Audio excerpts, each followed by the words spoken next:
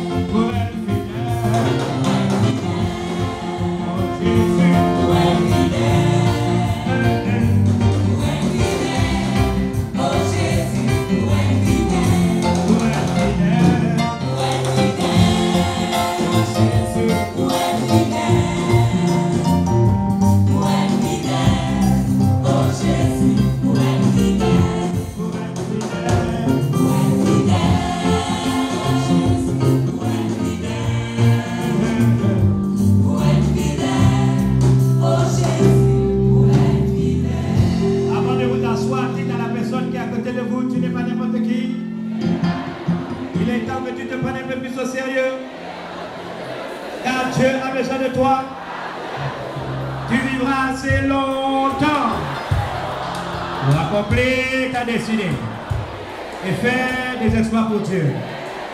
Trouver une deuxième personne, tu n'es pas n'importe qui. Il est temps que tu te prennes un peu plus au sérieux. Car Dieu a besoin de toi. Tu vivras assez longtemps. Accomplir ta destinée. Et faire des exploits pour Dieu. Frappez votre poitrine et dites, je ne suis pas n'importe qui. J'ai décidé de me prendre au sérieux. Car Dieu a étrangement besoin de moi. Je vivrai assez longtemps pour accomplir ma destinée et faire des exploits pour Dieu. Je le crois, je le dis, je le prophétise dans ma vie. Il en sera ainsi au nom de Jésus. Et tout le monde dit merci. Veuillez vous rasseoir. C'est une joie pour nous d'être ici ce matin. Lorsque ce matin j'ai entendu un certain nom, Jean-Marie Agam, je me suis dit, Dieu est bon.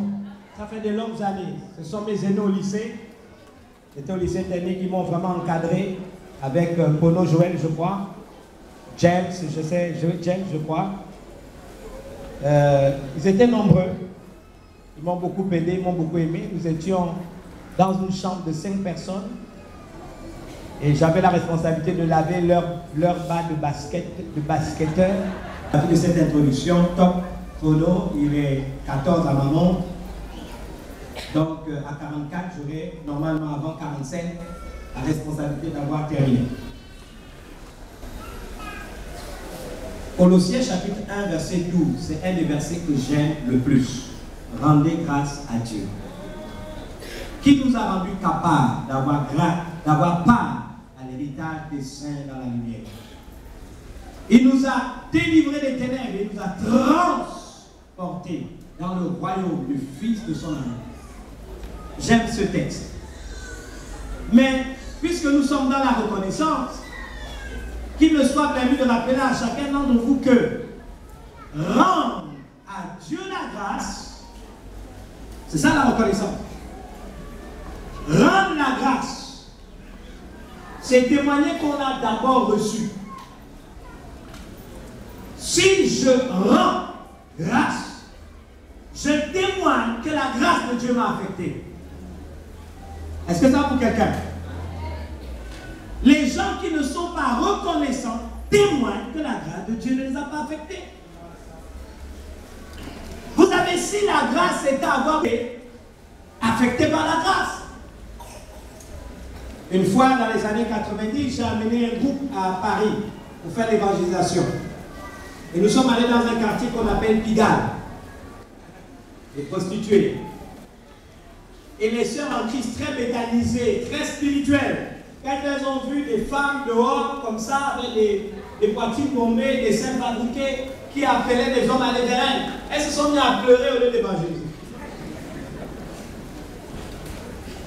Et dans le groupe, il y avait aussi des intégristes bétalistes qui levaient leurs mains, proclamaient le jugement de Dieu et la fin du monde.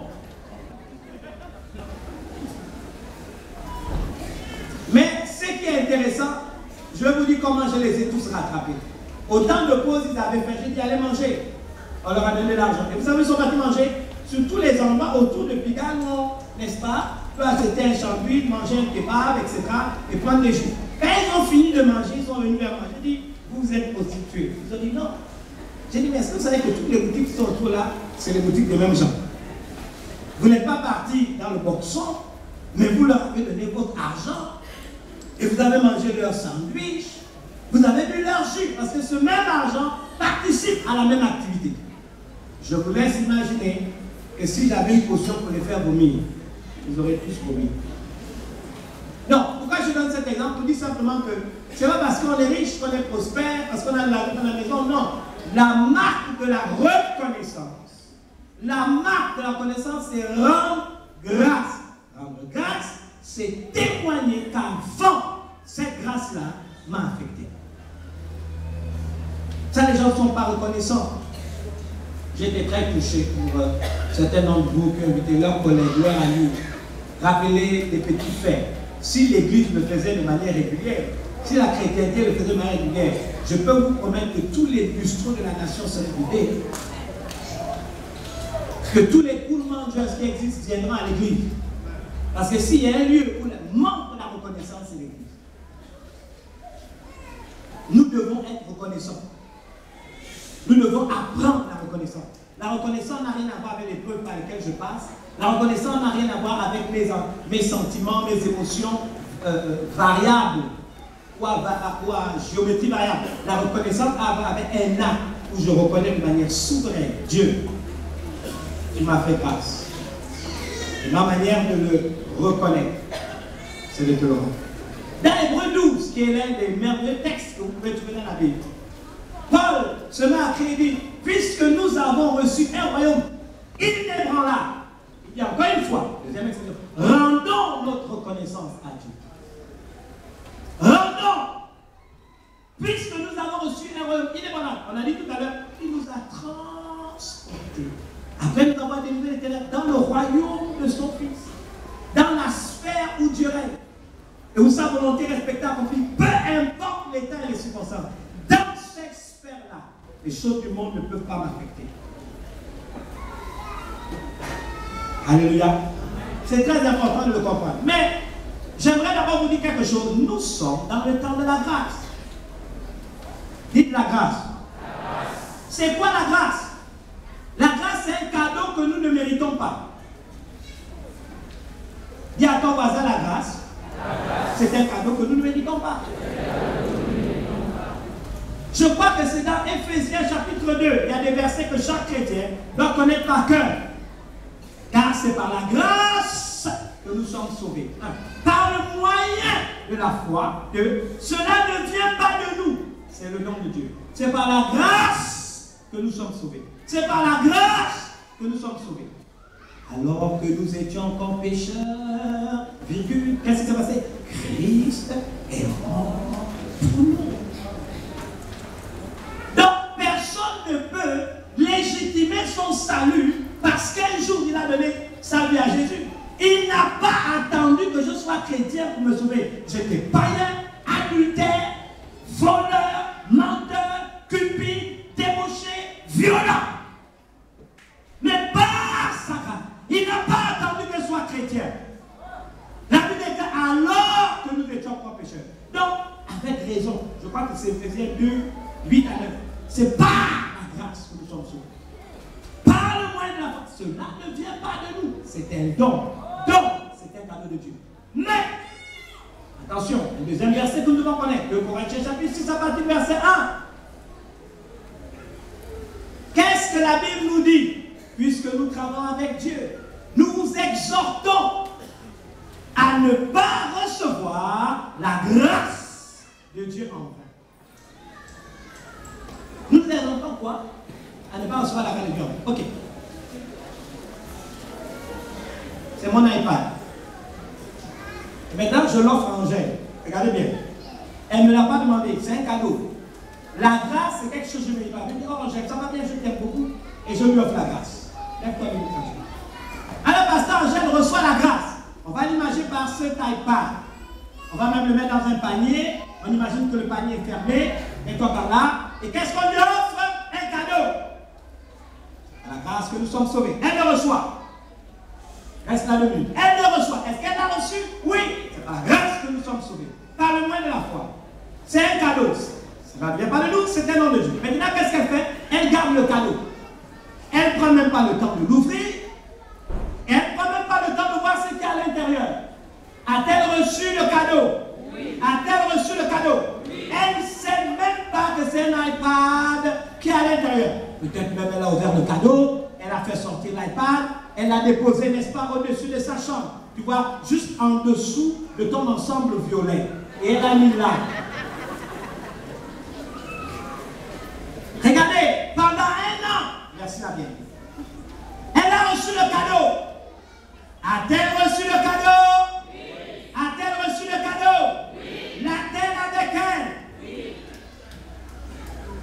Mais, même si elle l'a ouvert et qu'elle a découvert que c'est un iPad, elle n'utilise pas dans ton armoire, 3e étage, sous la robe violet, là où tu caches tes 10 000 francs pour qu'ils ne les voient pas, c'est là où tu as mis ça.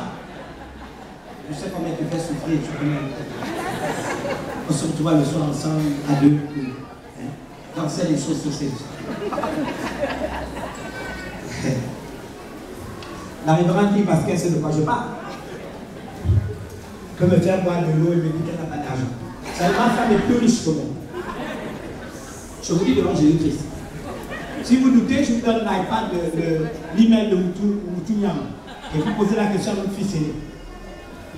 Et tu sais qui va dire que ma mère est plus riche que papa. C'est son confident. Mais écoutez-moi bien. Paul dit, nous vous exhortons. Ça veut dire qu'il exhorter littéralement signifie redresser ce qui est courbé. Donc il y avait quelque chose de tordu dans la mentalité des chrétiens de Paul. Il dit attention, je vous exhorte. Je voudrais redresser quelque chose qui est tordu chez vous. De ne pas recevoir la grâce de Dieu. Parce que regardez, si elle prend l'iPad, gratuitement elle n'a reçu pas la grâce, elle l'a, mais qu'elle n'ouvre pas l'iPad, qu'elle ne découvre pas en ouvrant, qu'à l'intérieur, il y a des possibilités. Quelles possibilités? FaceTime, calendar, photo, appareil photo, contact, horloge, plan, vidéo, note, Bible, map, rappel, photo Bluetooth, Game Center, kiosque, iTunes Store, Apple Store, réglage, astuce, podcast, message, mail. Vous savez, la preuve qu'elle a reçue en vain, c'est qu'elle gratte les cheveux de son mari pendant que je vous dis ce qu'elle a fait. Musique, agent Dash, iBook ou e-book, Bible, Galera, scan to PDF. Dictionnaire Larousse français, enregistrement, One Call, Bible second 21, Bible Map, Mes amis, quoi encore?